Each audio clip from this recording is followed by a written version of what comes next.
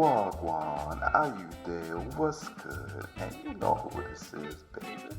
The number one podcast in America, dedicated to all you kings and queens of color, homies and homettes, shotters, woo gals, G-boys, and charges. The one and only Jerk Jollof and Collard Greens podcast. Wagwan, are you there? What's good? And welcome to the world's most cultural podcast. It's your boy G Ransom on the line with approximately 3/5 of the pod right now. We'll see if Chunky hops in or not. But right now we got Dre and Fran on the line. We did have a 420 episode lined up for you all today, but unfortunately our guest was not able to make it. So we're improvising, but trust and believe, state of New Jersey, we hear you. You know, all my New Jersey people out there, we hear you. We're going to drop some 420 chat up in here because you know your boy right here is a holy roller and toker, edible creator, you know, mass inducer, influencer of the strains and the cannabis and all that, the cannabis connoisseur. So you know we're going to touch on that too. But we're also going to touch on a couple other things that's been going on. If you're not aware, tax deadline is coming up April 18th. Do your taxes by the time you hear this. And if you haven't done your taxes yet, you are too late. Probably going to face some hefty penalties from the IRS. Go ahead and file that extension if you can. Right now, those deadlines are approaching. We're going to talk about the 4-day workweek bill that's being proposed in the state of California and what we think that might do for us here where we're located. And we're going to do a funny little discussion about profiling in the hood. But without further ado, let's go ahead and get the fellas on the line here, my fellow brothers in bond, Francis and Dre. And I think, Dre, you had an opening question about the latest season of Atlanta that's been premiered. Yeah, I just don't know if anyone's if anyone's been watching Atlanta, but that show is one of the shows where I'm always like so confused on what's going on, but I'm just there for the journey. I think I always kind of catch myself up by trying to like guess what's going to happen. And I feel like whenever I do that, I end up wasting half the episode, like trying to guess what's going to happen next or read what the title of the episode is and, you know, try to guess what's happening. I don't know if you guys do the same thing. It's such a cerebral show. I'm always trying to like jump ahead and figure out like what they're talking about or whatever. And half the time I'm so wrong. Donald Glover's brother, I think, is the one who writes that show. He's a genius. I can't believe his brain works the way it does. So, but yeah, I don't know if you guys kind of are up to date or you know you have any thoughts. But that show is just an amazing like art piece. Nah, it's definitely in my rotation along with Snowfall. And if you haven't seen episode 8 of season 5. That reminds you of just a typical day in the Ransom household. You know, everyone's just, and Fran, you saw that, right? Oh man, I love Snowfall. But to get back, I watch Atlanta as well. And yeah, we'll get into Snowfall in a second, but I watch Atlanta to answer your question, Dre. And yeah, I definitely like that every episode is its own story in a sense. They follow the motif. It's all about kind of like Black people's experiences, and it kind of comes back to Paperboy, some shape or form in some of the episodes. But I think even with the latest one, it was called The Payback. And it was the idea if reparations were given to people of color about how like the descendants of slave owners, you know, their now current day generations would have to pay those reparations to the descendants of the enslaved. And that was pretty cool. Like, it's just so crazy how some of the episodes kind of like, it falls on the line of like horror and like funny, but yeah, the thriller and suspenseful. It's just really cool how they're able to capture like all these different genres into one episode or several episodes. And I agree, it's very well written and well produced. Like they know what they're doing. Yeah, they actually had me feeling bad for white people, man. Yeah, I was like, dang, like,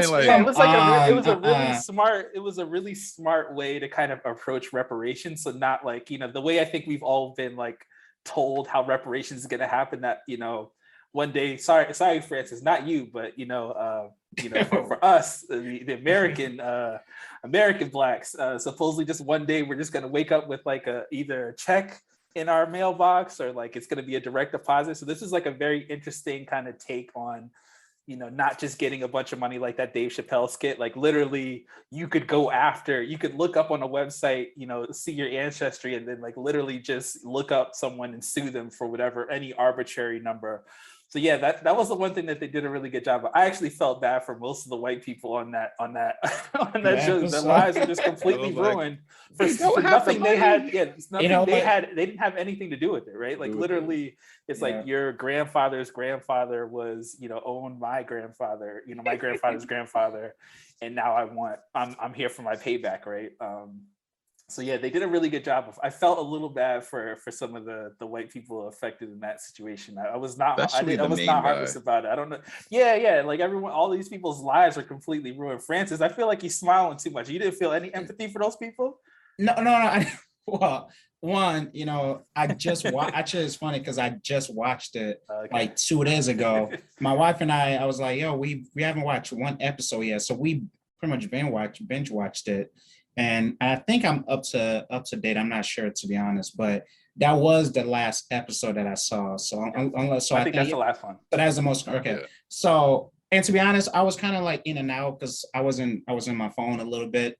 But one thing that I did notice this season is it's a lot different from the previous seasons, right? Like it's not really focused on Danny Glover and his story about kind of how broke he was and just trying to survive and just hustling and paperboy trying to make it in music and all of the extra stories around it. Just I was like, it's really interesting. Like the little black boy that the mom like just kicked out the house. Yeah.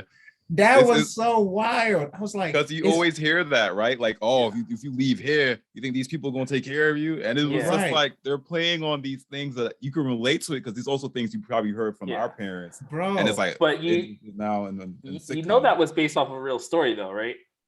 Nah, no, cool. No, I didn't. So the mom, okay. The mom, so that story, like, that story almost 1-for-1 was real. That really happened.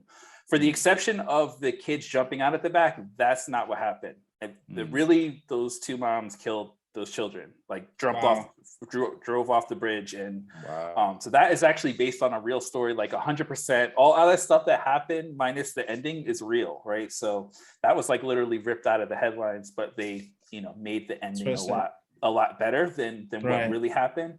But that's really based off of a true story. That lake that they were talking about, like that also is a real story. Like all that stuff is real. So yeah, that show is just so smart how they put everything together. And I knew that's what it was, but it took me a while to remember that was actually a real story with those mothers, man, and poor kids. But yeah, I've definitely growing up, it very, very much got the threatening message from both my parents. Like, if you call the police on me, like, yeah, you can go. You can go. I was shocked. I thought she was gonna like change her mind and be like, you know what, now you can come back in. But I was like, she legit just kicked them out. She's like, "It's your bag, out," and she locked the door. I was like, what is going on right now? But like to your point about the white people feeling bad for the white people. I don't say, I knew it was a movie, so I was like, it was a show, so I didn't feel anything, to be honest. Yeah. I was just trying to understand what the heck was going on because I was like, man, you just kind of ruined this dude's life. It was like his daughter doesn't, like he was trying to get his daughter, like his daughter was like, man, Dad, you're gonna come home, and it just kind of ruined. So I felt, I guess from his story and just the situation he was in, looked like he was recently divorced and potentially or split up with his wife or whatnot, and they were still trying to figure out the co-parenting stuff. So I guess from that aspect, I think maybe I felt bad for him, but to be honest, I didn't feel nothing. I was just watching it and just trying to really see what happens towards the end of it and how the show resolved the issue.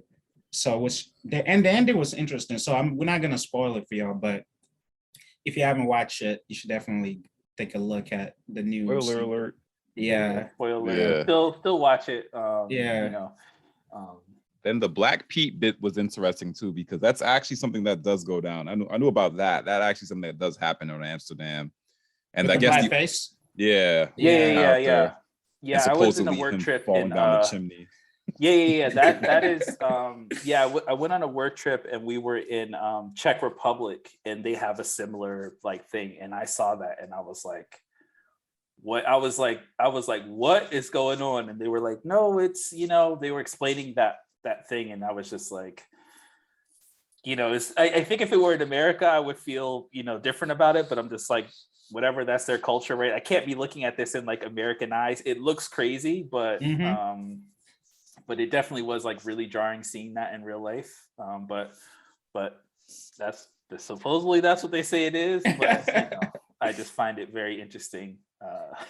Yeah, because let me be real. Racism didn't start in America. It was only like turned into a form of capitalism, was only monetized or turned into a business essentially in America. But I mean, racism and prejudice has been around like even before slavery occurred here in the United States. And it even goes back to Spain and the Moors. I think the origin of Black Pete was actually like, no one really knows. There's that one story that you'll hear from probably most of the Dutch where it's like, oh yeah, he fell down the chimney, he got covered in black. But to me, that also didn't explain why his hair was so nappy and his lips were this bright red. We all seen blackface portrayed in other forms, and that's what it looks like. But it's also a story that he was a Black Moor, which are the Black Spaniards, and basically he was considered clumsy and foolish, not very clever, and that's the reason why he fell down the chimney. But he was always Black. But it's like you go to another country, can we really impose our perceptions and beliefs based on this? It's just like it's very hard to do. And I think there was like a story about how even the cast of Atlanta experienced some racism in Amsterdam, which to me I thought was like strange. I thought Amsterdam was just like the mecca of unity and tranquility and peace. And now I'm seeing Black Pete, and now the cast of Atlanta is exposed to racism, and I'm just like, what is going on? Right. Yeah, I mean, there was definitely a lot of side eye in all of the episode. I was like, what is going on? Like, really? What is going on right now? Kudos to Glover, and I got a low-key crush on Zazie Beetz. Heard that from me, but yeah, I think she's awesome too, and she was also in that Deadpool movie. Oh yeah, she's fire. She's fire. The last bit on sitcoms and what we've been watching. Atlanta, and I know we talked about episode 8 before we jump into the 420 situation in New Jersey here, but Fran, I know you're a big fan of Snowfall. Yes, I am. So what was your take on that latest episode? Man, it's like, it's always like we have, at least in the Black community, we have this, thing, family over everything. And it's tough when like your own family stab you in your back. Like they go against the grain, against the mission, the vision, and you just like, and it's like, what do you do with that? Like, I don't know if you guys watch Power as well. Like the last episode, Power season book 4, the theme of it is also like two brothers kind of like going at it as well. Not to throw another show in there, but it's really, it just kind of show you like sometimes when money gets into the middle of things, like sometimes people always pick money over family, like, and we're supposed to be family over everything, right? So it's but it's a great show though. I love it. I know they renewed it for another season, which I believe is the last season. Yeah. So which I'm sad about. So yeah, I'm also a huge Snowfall fan. I mean, I would say that there's been like a slight step down as far as the storytelling is concerned. We'll just say spoiler alert, for all the people now, but all the tiger stuff and all that, like we can't just gloss over all that like, miraculous tiger biting the owner's arm off and then like getting out, but then only attacking certain people. There was some very weird stuff that happened. It's fiction, bro. Come on. That, like, why didn't they call their friends from his house? Right? If they broke into the guy's house to use his phone, the phone wasn't that guy working. Is dead. The phone wasn't working. Remember when they first got in the first place? Working. It wasn't working. That's when the guy came in and then hit him. And I don't know. Yeah. Either way, there's just a bunch of like very weird stuff going on with it. Rest in peace to John Singleton. I know he was like really instrumental in kind of developing the show. So I you can't take someone, can't remove someone from the show and it not kind of see an impact of it. But I'm gonna argue with you, Francis. Franklin put himself in this situation, man. He treated everyone like workers, and you know, he didn't really respect the people who was, you know, there from him shooting in the gym, you know. What's the woman's name? What do you mean? They make I love her Louis. character. Louis Yeah. was there for him when he needed her, and she wasn't just a worker, you know, and he treated her and his uncle like they were workers. He treated them like they were not on his level. It was his thing, right? He built it all brick by brick, you know. You can't treat people like that and then expect them to, you know, be okay with things, right? Like Franklin kind of, he definitely put himself in that situation, and I understand. He started the whole thing. He started it, but if they were still on the same team, there has to be one. There has to be always be one leader, bro. Yeah, but he couldn't have got to that point. He couldn't have got to that point. Like Louis was there for him. Louis definitely he got the plug, but she helped him keep the plug for all that time, right? Like they did a lot. They did a lot of work. You know, they got him out of, but they also got a lot of money too. They made a lot of money. I know, but you can't treat people who were there from you from the beginning like they were workers. He didn't treat them like partners at all. He found out about it too late. He tried to apologize. So that's the one thing I will give him credit for. He realized the error and his mistake, but he realized, I think, a little too late, and he's starting to see some of the repercussions of that. And so much where I think he's actually kind of, you know, again, spoiler alert, but you know, to where he's just like, I'm not going to go against my family, you know. But he got I think he realizes that he put himself in that situation. He definitely kind of didn't treat them the way that, you know, he should have. You know, I think he realized it too late.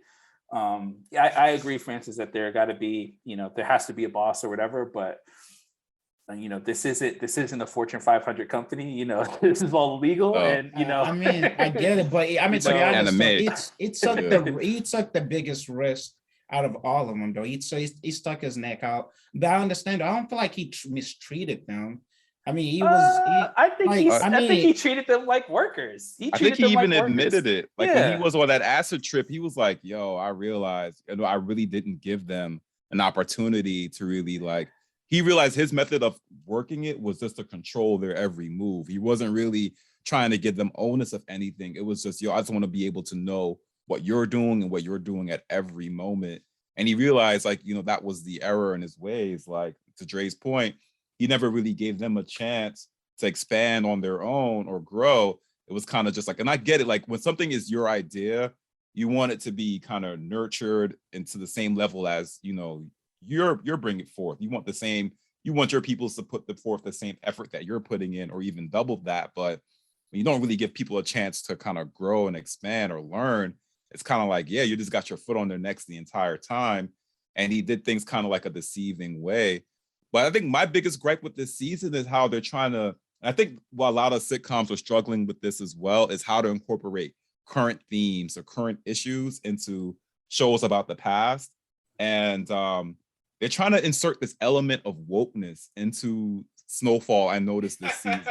The last season, it was like, yo, we're going to sell this rock. We're going to make money. We're going to make money. We're going to make money. Now it's like, you're talking about with Leon? Yeah, Leon. Yeah, but exactly. that's what really happened, though. That's what really happened with some of those, with some of those people kind of saw the errors. Rock. Like, you don't want to kill your peoples, but you're killing them by selling them drugs in the first place. Yeah. That's fair. No, I mean, that's the only thing that bothers me. Like, I get it, but it's like, all right, but you're not stopping selling rock, though. Like, you're still going to keep selling it and kill whoever comes. And then Kane, what you guys feel about this new antagonist in this season? I like them throwing him in. I like that, you know, spoiler alert, that he's probably not going to be dead, and you're just going to kind of see all the fallout from, you know, probably him surviving this, you know, this attack, you know, and kind of seeing all the chaos that's going to happen, right? All the different wars that are going to happen. You know, he's not going to believe that, you know, that Franklin didn't put them up to it, right? You know, he you know, to him, you know, he probably feels like he was stabbed in the back doubly by them, and then Louis got them in trouble. So I think it's going to be a really interesting dynamic. And then now you also have what's the DA agent's name? Man, yeah, that dirty cop. Oh no, the one Reed, with the or Teddy, or yeah, Reed. Yeah. Then you have that whole thing where like Franklin was on this LSD trip and like called him and told him that he was going to kill him, right? So then now he has that whole thing to think about, So I think it'll be really interesting. Again, I didn't like all of the Tiger stuff, but it seems like they're starting to be more back into the story, more realistic. Like I really like the conflict, piece that's going to happen with all these different people trying to, what's going to happen with Louis, what's going to happen with Franklin. Franklin now has a kid, right? So now you're starting to see like how he's starting to look at things differently now, right? His priorities are different, right? So it'll be really interesting to kind of see how everything comes together. So that's what's up, right? So do you think is going to make it out alive when this is all said and done? I think Franklin's going to make it out. I mean, if he's supposedly, based off of, quote unquote, the freeway Rick Ross character, I think he's going to somehow end up going to jail, and maybe he'll, snitch on people, you know what I mean? Like snitch on like the DA and kind of like, but I think he's going to survive. I feel like almost everyone else could go. I feel like Louis going to go, even though she's my favorite character. So Glenn, I know you said you have a crush on Zazie Beetz. I got a crush on Louis. I don't know what it is about her, but just her strength. She's fine. She's also strong. She's with whatever. She's really with whatever. Some gangsters. She's gangster. She's smart. She got a business. I really like her character, but I have a feeling that she's gonna die. And then I feel like Jerome is gonna go crazy. You know what I mean? Like I just feel like, I feel like somehow.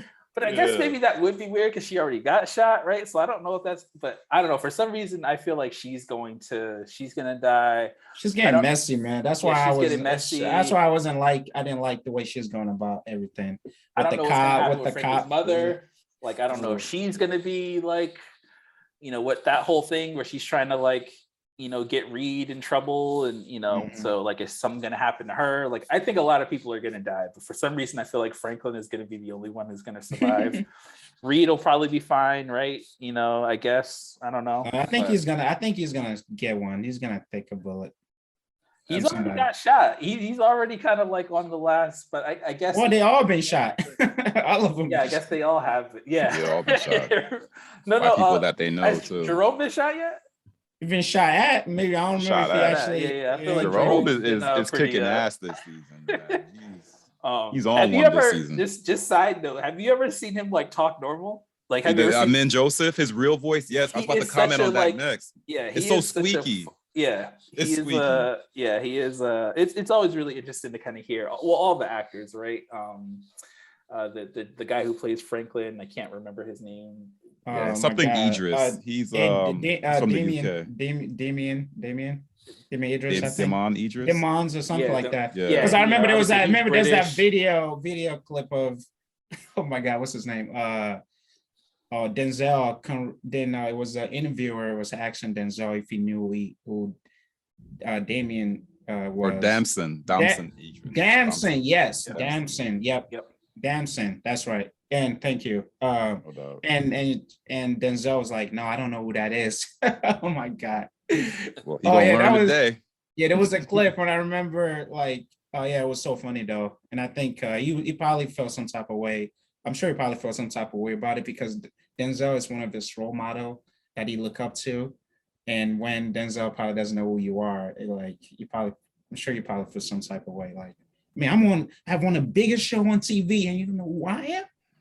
Yeah, it's probably Denzel's been working a lot lately. He did Macbeth. Denzel's been working, so I wouldn't be surprised. But they could be a little snide too. They could make like, oh, come on, like you seriously don't think I know who this person is? Like, come on now.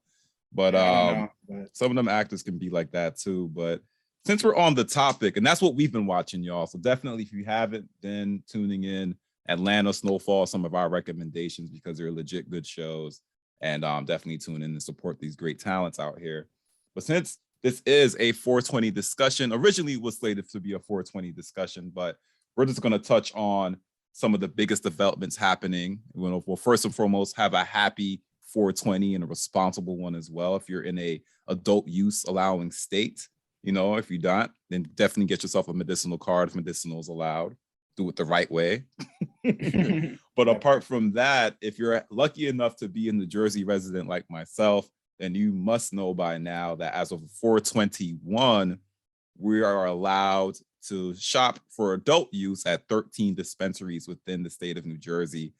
And there's quite a few in Essex County. I'm just going to name a couple. Like if you have a Zen Leaf near you, or the Apothecarium dispensary, Rise dispensary, Curaleaf, the Cannabis, the Botanist, Ascend. These are some of the most prominent dispensaries headed by some of the major corporations and ATCs in the United States and worldwide. These are some of the dispensaries that you can actually buy from for adult use if you're 21 and up as of the 21st of April. So definitely get your monies in order. I'm not sure. I think it's a cash only thing. I'm not sure. I started to look into it more when Dre and I were talking about it earlier. In most states, it's usually cash only. Some of them, I think, like you're saying, California allows card use, but for New Jersey, I'm not sure. But my suggestion, have an ample amount of cash on hand, because you don't want to get hit with those ATM fees as well. But have an ample amount of cash on hand. But I'm hearing right now, New Jersey's looking like it's going to be one of the most expensive states to buy adult use marijuana, and with an ounce costing anywhere to about $300 to $500 an ounce of marijuana if you're buying the actual flower.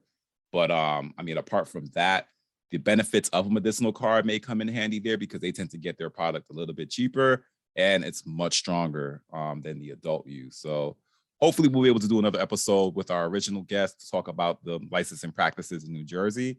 But for now, go to nj.com, or you can go to the CRC website for New Jersey if you'd like to learn more information about applying, for a medicinal card. I think it's like mmj.com. You can go ahead and Google search medicinal licenses for New Jersey. Just make sure you go to the actual .gov site. Don't get scammed out of your money. Check those last bits on that website. But I'll give the dad for all people who maybe, because this is now a legal thing, either wanting to try, my pro tip for edibles is look at what they suggest for you to take and take that amount, and do not take more, because obviously you will, throwback to a previous episode of someone's parent being being under the influence. Definitely my pro tip for any edible usage is to take the recommended amount and wait at least 30 minutes before you take more, because if you take more than that, you will definitely be feeling it, and there's no way to come down from from it when it's in your blood system. So absolutely not. I know it's kind of a thing to joke about, but you always see people kind of calling the police, calling the ambulance, calling 911, saying like, I need help or whatever. So just like with anything, right, this should be looked at as no different from alcohol or anything, right? Enjoy responsibly. Don't be operating a vehicle, all that stuff. Ideally you want to enjoy it in the confines of your home, especially if you've not, really enjoyed it before. Definitely you don't know how your body's gonna, take. So maybe you want to, do it on the weekend. Maybe start really early on Saturday. Just in case you got to go to work or whatever. Definitely make sure to be prepared. But yeah, I'm really excited that there'll be people who are able to kind of take advantage of, obviously I know it's going to be for recreational use, but I'm more just happy that there's going to be people who will be able to kind of take advantage of some of the other, I know some people are really just joking about getting high or whatever, but, just alternative ways for people to deal with pain management, right? That maybe there's going to be some people who aren't going to have to jump through all these hoops to, get it illegally. And, more importantly, I'm also just excited that, potentially, people aren't going to be going to jail for really stupid, petty, offenses. So, all around records expunged too. Right. Hopefully there's a bunch of I don't live in New Jersey anymore, but I'm hoping that there will be some ways to look back and help out some of the people who were definitely kind of caught up in the system of really silly laws for small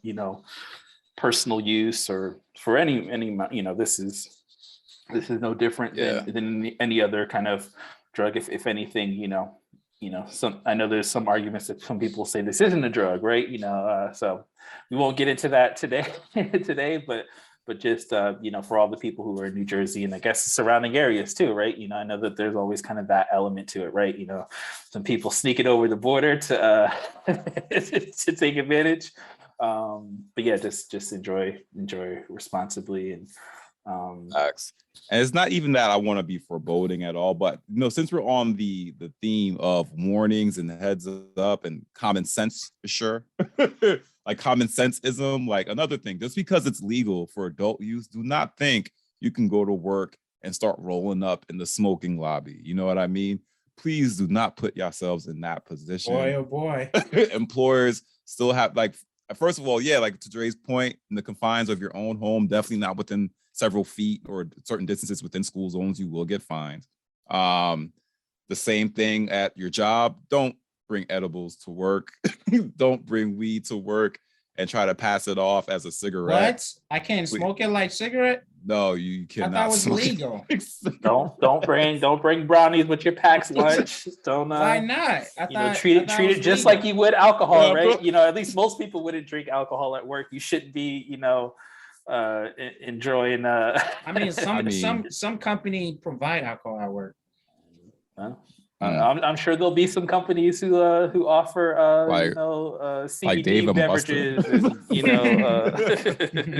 I'm like, okay, I'm taking notes. So rule number 1: don't bring it to work. Right now, the employer protections around that is, I think, like right now for New Jersey, it's like if you get a positive drug test, I don't think they'd be able to fire you for that. But I mean, you could place some type of disciplinary action for actually bringing it to work and possessing it in the workplace. Like, yeah, you're able to carry a certain amount on you, but just don't bring that to your workplace and don't smoke it at work or think you're going to do a puff pass situation at the job. Like, is this not a good look? Don't put yourself out there. I mean, I personally have the experience of have had an edible, at a place where I'm supposed to be functioning, and it's not fun. It is not fun at all. It is absolutely not. I would not recommend that. But apart from that, just don't drive and smoke or take edibles, please, y'all. Let's not spoil this opportunity. Just do it responsibly. There's going to be plenty of time for you all to enjoy. And more important, I just want to see y'all all medicated and happy. That's all, man. Like, we got enough craziness going on in this world. We don't need to add any more and then have to blame marijuana for it. So, good point about don't mess it up for everybody else, because don't mess it up. Yeah, because it's like, because there's other states that's watching the other states who legalize it. So if they see, like, I'm sure they're going to analyze the data and look at the pros and cons. And if the negative outweighs the positive, then it's going to discourage other states to legalize it, right? I'm not Well, yeah, I was going to say, I don't know if anyone's ever turn back once they legalize it. I don't think, because that tax money that's going to come in is going to be too good, very right? But I'm talking about the state that have not yet legalized it. If it happens on the federal level, then I'm more just joking that there's going to be so much money that comes in. There's all these reports about all the money that's come in, and states like Colorado and California, like how much money is actually generated from these businesses are fairly large. So I doubt that they're going to to roll back. I know that there is like still a social stigma around kind of cannabis in general for a lot of different reasons, without getting to, not putting on my conspiracy hat, right? But, alcohol companies and, other groups of people, they have a lot to lose, right? If this potentially takes off, right? They're going to want to pharmaceutical, places, there's a number of kind of studies around, people using this as alternatives to some of the traditional like pain management, things, right? So why not, potentially just take a drop of CBD or THC instead of, taking a pill, right, to deal with pain. So I know there are kind of a lot of other influences around, with marketing to kind of make it look like it's a bad thing, or it's a, quote unquote gateway drug. Remember, that's what they told us in school and Dare, don't smoke the marijuana. You're going to end up smoking crack on the street. Drug abuse resistance education. Yeah, you're going to suck a dick if you smoke weed. Like, I'm not someone who, it's been a really long time since I've personally kind of enjoyed,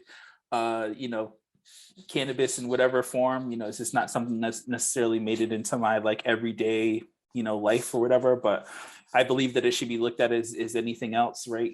That as long as people are using it responsibly, they should be able to. I don't think it's any worse than what some people are comparing it to. I think if anything, I'd probably rather people take advantage of marijuana over things like alcohol and things like that damage your liver and potentially cause cancer. I know that there were some early reports that maybe there was some link between if THC use like lowering the chance of like you getting COVID. I remember seeing all those things. Oh yeah, dispensaries were lit during COVID. Tell me about it. So I don't know. It's one of those things where I personally don't really partake. Especially now, I feel like I need to be under every I need to have all my faculties in order, with being a young parent, or a new parent. Probably not a young parent, but a new parent. Really not, I couldn't imagine, so I haven't drank. I haven't really done anything. I've been super straight edge.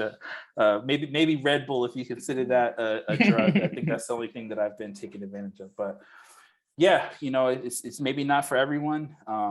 But yeah, just kind of, take it responsibly. And I'm for anything that kind of, is natural, and this, in a lot of ways is very natural. And, at least in the way that that I've learned about it, if they have a MedMen that opens up in New Jersey, that's kind of like the Apple store of of it is. I don't know if either one of you have ever been into one of those, but they literally have like people who will talk to you about it. They got iPads all over the place. Francis, they could give you a kind of a very skilled breakdown of, what type of mood are you looking for? Are you looking to do they could kind of just tell you. No, trust me, I've been to one in Denver. So okay, yeah. So they actually I think I use a card. That's the only one I've only been in there one time, and I did made a purchase. And the funny part is I think I only used I ended up wasting most of it because I never got to using it when we got back here. But Dre, are you calling out the government rubbing elbows with pharmaceutical companies? Is that look, man? I don't want anyone to. I don't want no trouble. But I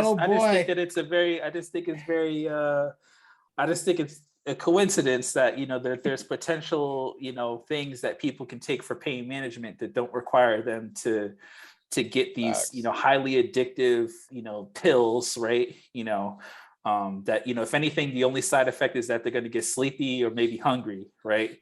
Versus versus some of these if you read some of these anal leakage, disclaimer, anal leakage, internal bleeding, or you're not loss of appetite, you hear some of these things, and it's like, I'd rather the pain than be dealing with some of these side effects from these things. So, I won't. I'm not. I don't have the tinfoil hat on, Francis, but I would just say that I just find it very interesting that that people are kind of quickly ignoring some of the pros of these things. I think a lot of people have this, I will wear that hat proudly and say, yes, it is caught up in lobbyism, and it is definitely caught up in the best interests of corporations and pharmaceuticals, like kind of like these long-standing industries that, like, for instance, even the tobacco industry is like, they're not going to want to get it legalized federally until they have their foot in it. And they're like, okay, we can profit off of this now. Let's make it legal. You know what I mean? Let's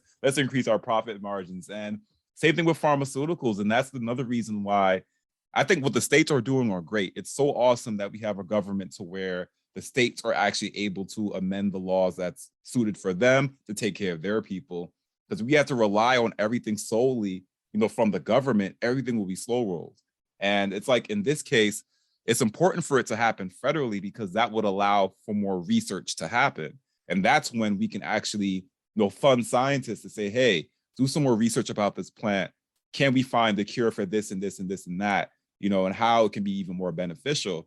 And of course, that's going to disrupt a lot of billion-dollar industries right now that have people hooked on prescriptions. And I agree, like it is going to be a groundbreaker in this case. It's going to disturb a lot of different industries. And that's the reason why it's being slowballed. But it's also at the same time, it's like, realistically, I just feel government's not going to push something until they benefit from it first. And then it goes down to the people. It's not until the senators are able to benefit from it first, which a lot of your senators may have a foot into some of these corporations that are, providing the recreational marijuana, which is why they're even pushing for it more so, is they get a lot more of those benefits before it comes to us. And so, yeah, I'll push the tinfoil. I'll put the whole Reynolds wrap on for that. Costco package Reynolds wrap. Definitely lobbyists. Newport's gonna have they menthol strain soon enough, man. I feel like all Exactly. those companies will, but yeah, as soon as it's federal, I find it hard to believe that those tobacco companies won't kind of get on board and have their own their own pre-rolls and things like that. Exactly. It's just a matter of time. So we'll see. Facts. So let's talk about some other major developments going on. We found out, I think it was in February, where the bill for the 4-day work week was pushed. And I think it's actually California, some California lawmakers, Assembly Bill 2932. Basically what it does is this bill will shorten the work week from 40 to 32 hours for companies with more than 500 employees. So basically what's going to happen is employers will be required to pay employees that work more than 4 days a week. They have to pay them overtime if they work more than 4 days a week. So basically, I think it's like hour 33 or 31 and up is overtime for any employee that's still working like a 40-hour week. So our thoughts were like, yo, what are your thoughts about that? Is the 4-day work week the plan? What's your guys' take on that? Is it a good thing or a bad thing? Can you guys not wait until it comes to your state? I know, Fran, you're both you and I are outside Cali, but what's your guys' take on that? Yeah, I'm about to quit everything I'm doing and find a job where I could take advantage of this, man. I love it, man. I couldn't imagine working Monday through Thursday, man. That sounds like a beautiful. I'm sure like anything, right? Companies are gonna find a way to finesse, right? Yeah. You're saying that if you're saying that the minimum is 500 employees, and it's gonna be $4.99, all the time, right? Or they're gonna find ways to, and at the end of the day, I know that there's probably there are a lot of people freaking out about this one way or another. I know some people, businesses are like, oh, we're going to be less productive. And I'm sure jobs are just going to find a way to get you to work, to really use the full hours, right? That they're going to kind of get out of you without going over. So nothing, this is something that definitely sounds cool. It could be like I could only imagine what it would be like, basically having like Friday, Saturday, and Sunday off, Thursday being the new Friday. But I know that companies will find a way to just get as much work out of you as possible. If anything, they're going to be, they're going to be down to the second, right? Lunchtime, those type of things. They're going to be on you to make sure that you're,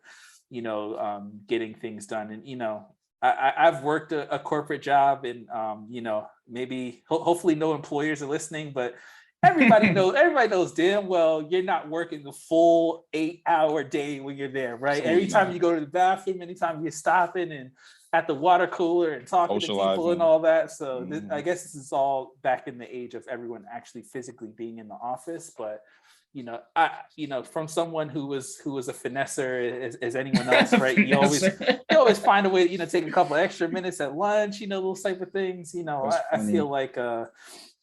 I feel like there was a lot of wasted time used, and I'm sure you'll still get your job done. But yeah, I can only imagine how helpful this could be. Imagine if, I like this idea. I'm all for it. I don't see how it really impacts anyone. businesses will still find a way to make money. I feel like they'll just find ways to be more productive or to get more out of people in the, what is it, the 30, how many hours is it? 32. So it's like, come on, like 6 hours, you know what I mean? Like, 8 hours difference, like, I don't know. I feel like you can easily waste 8 hours a week. Francis, I feel like you're laughing because I feel like you find a way to, like, get some extra water. I feel like you're laughing so much. I feel like 34 hours. I feel like you be stealing a couple hours out of your job, man. Actually, no. I work so many hours. I feel like my job is actually underpaying me because I work weekends and I work overtime. I work long hours, long hour days. I'm working to like 12 o'clock in the morning sometimes. So it's like, so if anything, I feel like I've been lowballed this whole time, to be honest. But like, I think, one thing when I think about the core, like the driving force of that decision, I think is really focusing on the quality of life of the people, right? And I think, there are many European countries that actually are already doing this, right? So, and the US is finally trying to catch up to some of those countries. So from that standpoint, I think it has good intention and I like it.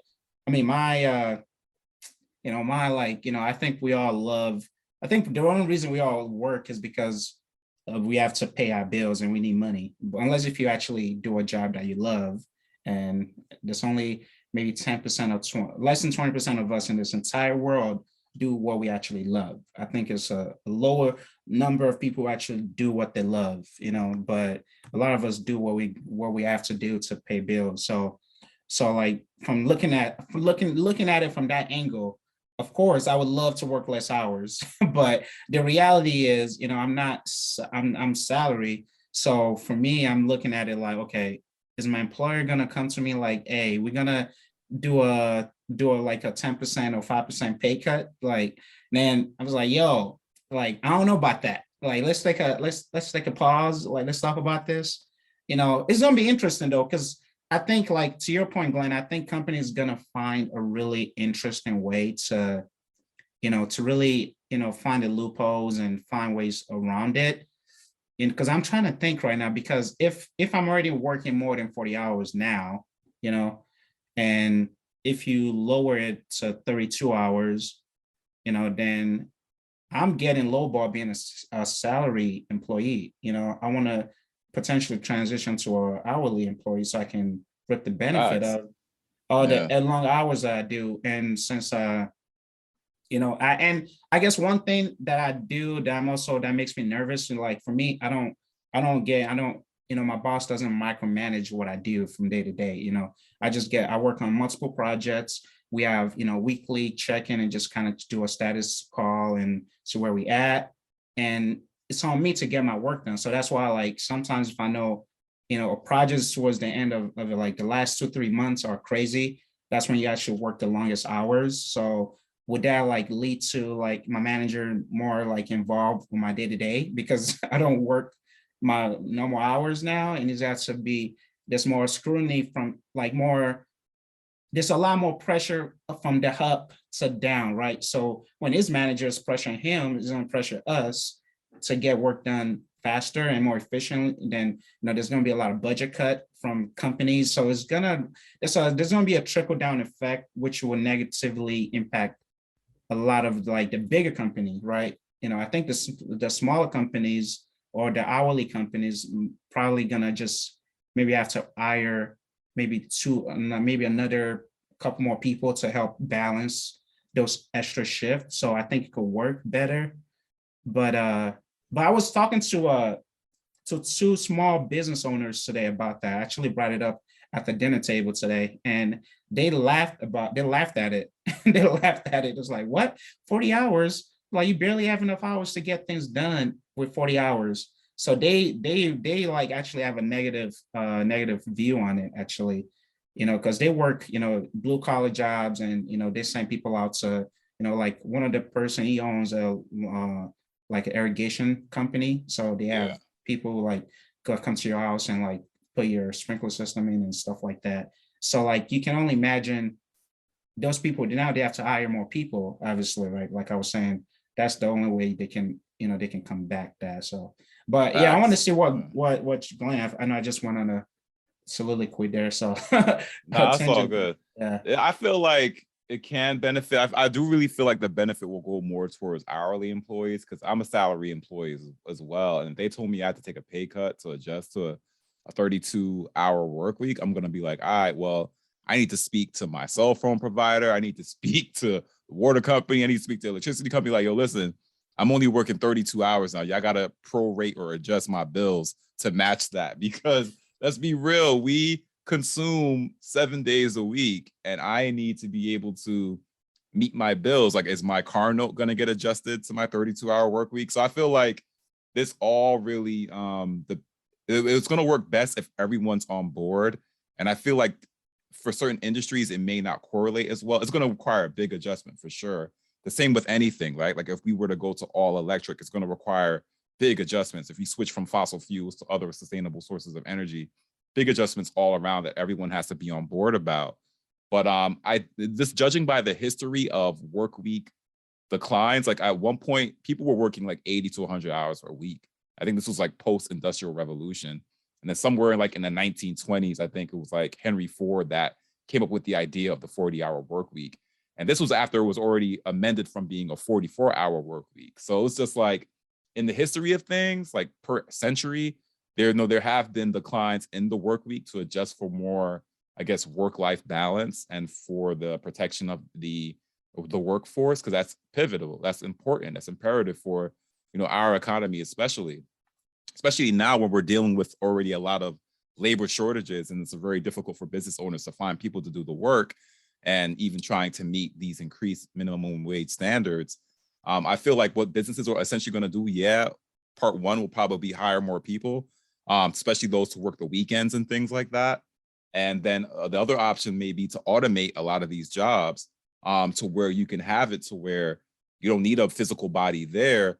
This machine will run all day, every day. Because are we also going to adjust our consumption habits to match the 32-hour work week? So yeah, I feel like there's a lot of questions. Yeah, I mean, I think the biggest thing is hopefully that this helps. I don't know if this will work, but just I think as an Americans in general, I really don't think that we have a really healthy relationship with our employers. I think that I think that just as a whole, just when I hear about other countries, just like how many vacation days that they're given, right? France, if I understand it correctly, it almost shuts down in all of August. France almost shuts down, right? Because so I think that there is I do think that we don't necessarily have like a very healthy relationship with like how we treat work here. Like, I don't think it's, Francis, I know that I know that we all like to work hard, but hearing that you're working, whatever, 70 plus hours normally, like, I don't think that that's a healthy, I don't think that that's healthy, right? Just because I know that we all have a lot of work to do and we're all driven and whatever, but I think there is kind of an argument for like challenging, right? How many hours we should be working in a week, right? If you're always exhausted and you don't take vacations properly and those things, like, that's not, at the end of the day, right? That's a company, unless you're a business owner, right? If you're working for someone, there's no reason why you should be killing yourself, right? To, you only have, we could all die tomorrow, right? We could get hit by a car tomorrow, right? So imagine you spend, whatever, 30 years of your life working hard, and then that company decides to fire you. You know what I mean? Like, it's just one of those things where I like them potentially challenging this, this work week, this hourly, how many hours we should be working. I know that there's other companies who do these things where they don't even, you get unlimited vacation days, so to speak, right? You take as many days off as you need, those type of things. So I do like people trying to kind of challenge the status quo, and figuring out ways that we could be a little bit more healthy with our work-life balance. And I know for right now, Francis, it's going to be very easy for you to work like this, but you'll soon have more responsibilities where you'll be like, is that really, do I really need to do this, send out this email? Can I really wait until tomorrow to send this email, right? So I think I like this idea, right? And again, I think it's really only going to affect kind of hourly employees. I think anyone whose salary is just kind of like the unwritten rule. The unwritten rule with salary is like, you have this much time. Basically, you're not clocking in, so to speak, right? You're here to get this job done, and however long it takes for you to get it done within the hours that you're contracted to do, you're not really getting overtime. So yeah, if this is something that only helps out hourly people, I think really good for those people, right? Hopefully they don't get paid less to do the same job. That would be the thing that I would be worried about. I know that you guys were worried about yourselves, but you guys aren't going to get paid less for your salary jobs. But for the hourly people, you don't know, bro. Look, man, I don't know, man. Inflation is already up, man. I can't afford another. I can't afford a pay cut, bro. Something tells me that you're gonna find a way to either get another job or find a hustler. I know you're a hustler, so I'm not worried about people like you. But for the people who are not hustlers, like I'm hoping that this is something that's good for them and the system doesn't find a way to like penalize them, right? So instead of, I know that a lot of companies were kind of getting by on that, like, oh, if you were a 40-hour work week, then we had to put you on insurance. So employers were giving people 36 hours or 38 hours, right, to make sure that they were. So I hope that that's not going to then also cut down from whatever the 40 to 30, so I don't know. I'm sure some businesses are going to find a way to finesse. So I hope this isn't something that people aren't going to be, they're going to I think the insurance, the insurance, the benefits. I think the loophole would be like, where can they, because every, we all go through this, right? Every division or company has a budget, especially that time of the year, like their quarter, when they're about to run the numbers. You get okay, you need to save maybe 200K or whatever the percentage is. Then everybody look at like, okay, what is our cost saving options, right? And I could see a company looking at all of those benefits and finding ways to like start removing it, like, and finding ways to minimize the number of people who can qualify for it or who utilize it. It's just, I don't know, man. It's sad that we have to think like this, but we just know that is the reality of business, because at the end of the day, the goal of all employers is to make, so how many revenue can we bring in, lower our liability and improve and increase our revenue, cost of operational costs. So, but yeah. Yeah, and I feel like it should never come at the cost of your employees' well-being. But I mean, I guess we'll see what happens, because I feel like personally, it's not going to go the way we expect. If they do like allow it to be a 32-hour work week, they'll be like, if I have to work Monday, Tuesday, Thursday, Friday, I'm going to be pissed, because it's just like, yo, you mean to tell me I have Wednesday off and I still got to come in Thursday and Friday, and then I got to wait till Saturday? I feel like there's not going to be any difference. You know what I mean? It's like I work less. That would be the worst if you had off. That's a good call out. Actually, I can see that, bro. Like, all right, here it is. You get a break in the middle. Like, what? Oh, but I guess Tuesday nights would be lit though, right? If you knew that you didn't have to, imagine if you didn't have to go into the office on Wednesdays, maybe like Tuesday nights would be like, maybe that would be the night that you go out, on your date, and maybe you go to happy hour. Like I don't know.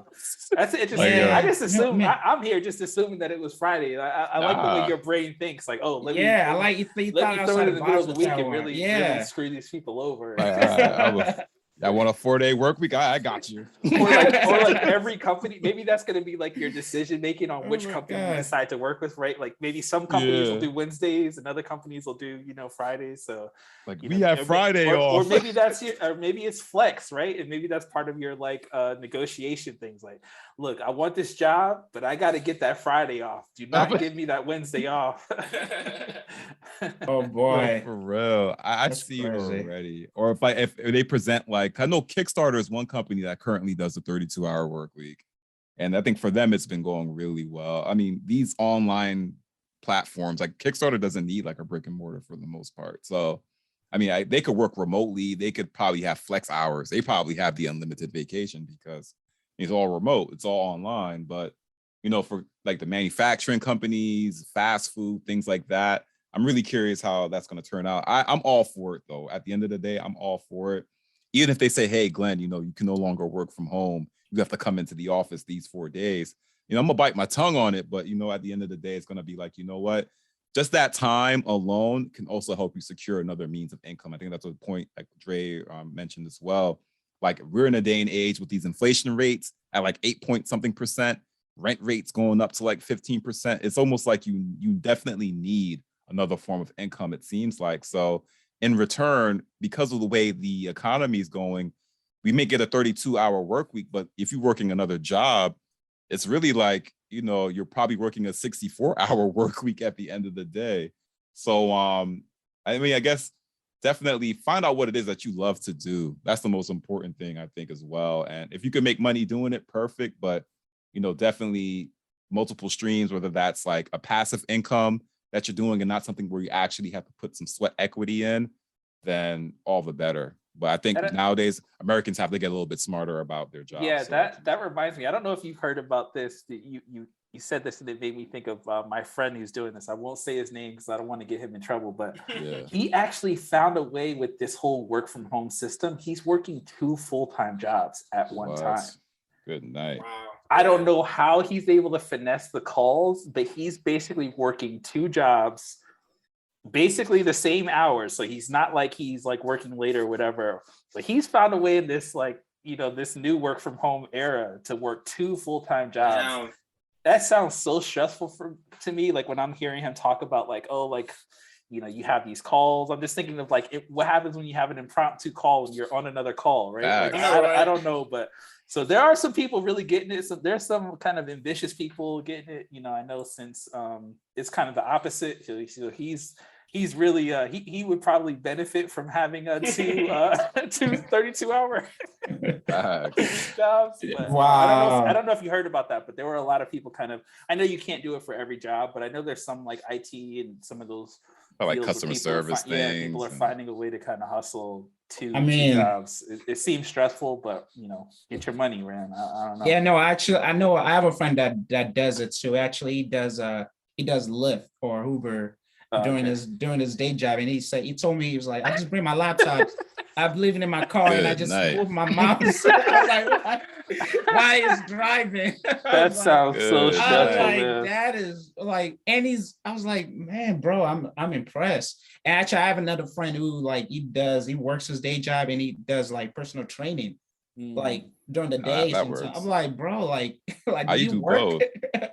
Like, hold on, I gotta take this work call real quick. Like, stay right there, stay in the plank position. He on the Zoom call, like turning off his camera. He's like literally like telling someone like what to do. You need to do 5 more reps. This thing. That's crazy. I know work people. Hey, you know what? Shout out to the people who gets it, man. Hey, you know what? Do what you gotta do, man. Yeah, do what you gotta. Get your paper, man. Because the way it looks, shit is only getting more and more expensive. So. Definitely get your paper, but I've heard like ploys, like people putting their jobs on Upwork, for example, and hiring like help from overseas to do their day-to-day jobs, and I've heard of stuff like that. I've heard of people like moving, so like if your job was work from home, and let's just say you lived in New York, why not move to somewhere where rent and everything is cheaper, and then so I've heard some people like moving out of the country and not telling their employers, right? And then just trying to like finesse it that way. So I know there's a lot of people kind of taking advantage of this new work from home era, but all that stuff just seems so stressful to me. I get like secondhand stress hearing about how some of these people are trying to save some money and try to improve their quality of life. No, it's actually interesting because my boss, not my actual boss, he was, well, long story short, but he was potentially could be my new boss because we were like looking at maybe potentially doing some shift in my company, in my group at the time. But, and I was talking to him and he was telling me that he brought this up about what you were talking about, Dre, about like people who live in California and they like are able to move to like a place like Iowa, like when they were paying thousands of dollars in rental or mortgage or whatever and sell the property and move to a way cheaper, location. So they are like double dipping, like saving, like, so the point I'm trying to get is employers know, they are aware that people are doing it and they are having conversation about finding a solution to that. Because the point of the reason that the director asked me, because because I was telling them like, if my positions shift over to your group, like, could I still work from home like I do now? Like, do I have to come in to the office or whatnot? So he was asking me, are you a full-time employee? Are you actually in the system a remote worker, or do you just like come into the office maybe once or twice a week? And I was like, well, prior to COVID, I was not working. I come to the office maybe once or twice a week, depending on my meetings or whatnot. And he brought up the scenario that Dre was talking about, like, how, people are taking advantage of, the current situation and moving states. And, we've been talking to HR, trying to find ways around it. And I was like, yo, companies are aware of this, man, and they are trying to find ways to combat it, but I love it for people who make those decisions, though. I mean, I wish, I think I talked about this in the pod before. I wish my wife and I like took more advantage of, we took some advantage, but I wish we did more of it, like go to like Mexico for a month or something, or go to Jamaica or somewhere, or anywhere. I think Barbados or Bahamas was a lot. We're giving out like extended stay visas to workers. Giving people like $60,000, some crazy amount of money to try to, but you had to commit to live there for a certain amount of time. Whatever. But I don't know. I thought that was really interesting. But I too wish I would have tried to finesse it that way. But I mean, I don't get it. Like, if the work is getting done, it doesn't matter where I'm getting it done from. You know what I mean? Like, I mean, the only way they could come. It's unfair because I'm getting screwed over because you moved to another state. You are not getting proper, like maybe if you move from Minnesota to Texas, now you're saving money on like potentially from like the federal tax, the state tax, right? And but like I'm supposed to be on the same level as you, but now you like taking advantage of like your cost of living is lower and all of this stuff. So it's like it's unfair. I think that's really the part of it where people. It's unfair for someone like myself if you took advantage of it, right? I mean, then you moved to Texas too.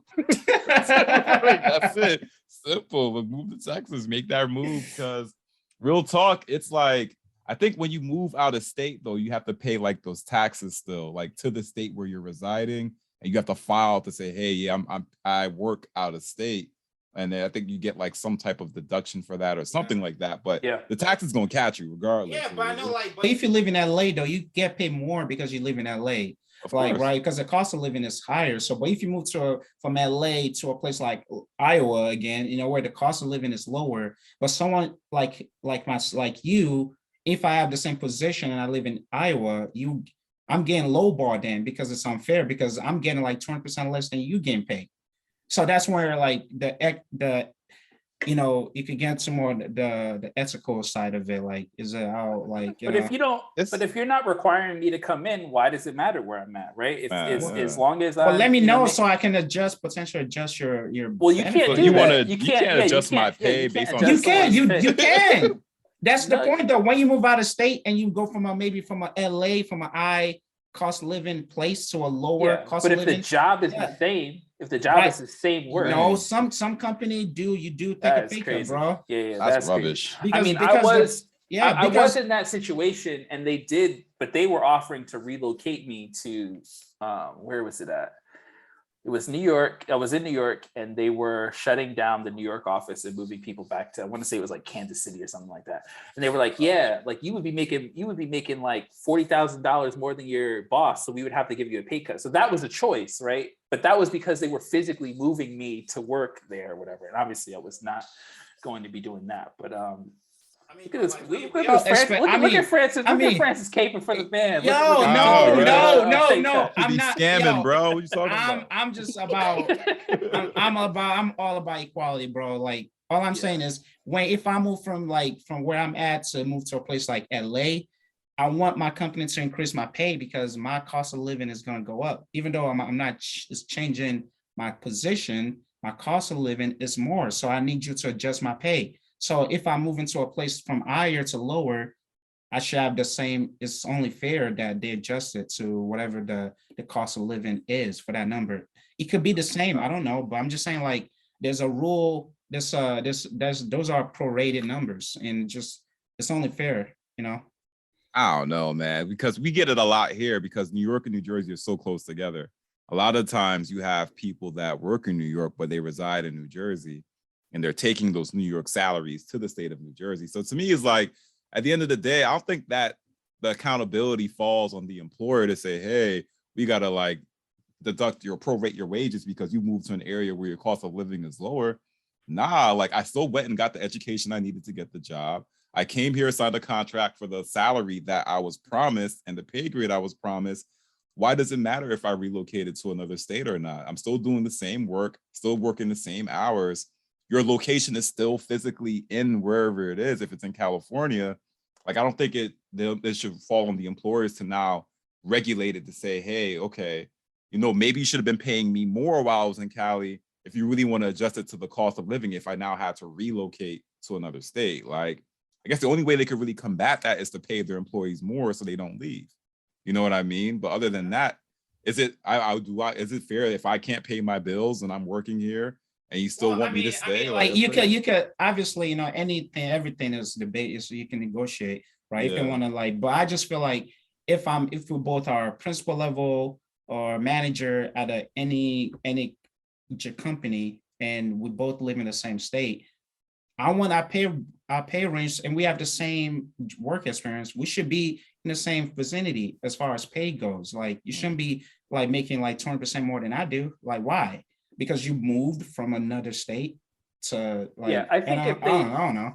I think if the job makes you move, then I think it makes sense for them to do it. But I think just someone decides that they want to move somewhere else. I think as long as they're still doing their job, companies should still pay them whatever they pay them, right? If the company then says you have to come down, either if it's up no, or down. I'm saying like so let's just say I get a job, I'm in California, I decide to move to Mexico. Mm-hmm. As long as my employer doesn't care about me, my employer can't tell me, oh, because you want to move to Mexico, now you're going to pay you less. Like literally, I'm just going to say, you know what I mean? Like, I don't know. If they're telling me to move there, I get the salary conversation. But if it's that I'm able to do it and I'm able to just kind of still get my job done and whatever, I think that they should just kind of be, if it's a good employee, let them do whatever they want, right? Like I'm really big on the like, pay the people anyone who kind of does a good job, pay them, right? Let them pay them as much as they're worth. Let them do whatever they want to do. Let's not put all these extra rules on them. I'm big on just, giving people what they deserve. And if maybe it's not something you do for everyone, but pay the people, man, pay everyone more right now. Yeah, pay us more. Rent rates is like 15%. Pay us more. We talked about it last episode. We still ain't seen that inflation rate bump yet. Inflation raises, yeah. My company don't do that. They're like, nah, bro. Yeah, gotta get you another job. But yeah, it's a lot of good talking points there. But we're gonna turn it on to our listeners. Tell us what you think. If your state imposed a 4-day work week, if your employer say, hey, you could work a 4-day work week, what's your thoughts on that? What are your concerns? What are the pros and cons? Is that a move that you'd like to make or like to see happen in your state or just for the United States overall? Let's see what happens. Other than that, thank you for tuning in with us on this kind of improvised version of the episode, but there's always something to talk about, right? There's always something that hasn't been presented or people aren't aware of. There's always our perspectives that you'll always only hear here because we're the JJC podcast. Let's get it real. Let's get it jumping. But other than that, follow us on Instagram at JJC Podcast to learn more about the show. Our episodes are released every Wednesday. We are at the tail end of this season before we enter a hiatus. So we'll have one more episode hosted by Chunky, which will be our end of the season game show. We're swapping that out from our typical what would you do scenario. I think you all are going to enjoy it as well. So definitely tune into that episode, which will be dropping, I believe, next week. But other than that, thank y'all for tuning in. Stay tuned for the outro to learn additional ways to reach us. Other than that, stay healthy out there, stay safe, stay blessed, stay out of trouble, and happy 420. Let's get lit. Peace. And that concludes today's episode, but that doesn't mean the conversation has to end. As a matter of fact, feel free to check us out at JJC Podcast on Facebook, Instagram, or Twitter for our post-discussion question following the release of this episode. If you are a Black or minority business owner or professional that would like to be featured on the Rep Yours segment of our show, or a listener with some general feedback for the podcast panel, feel free to shoot us an email at jjcpod@gmail.com. As always, likes and comments are always appreciated. Be sure to subscribe or follow to be notified when the next episode releases. And until then, stay safe, stay blessed. Peace.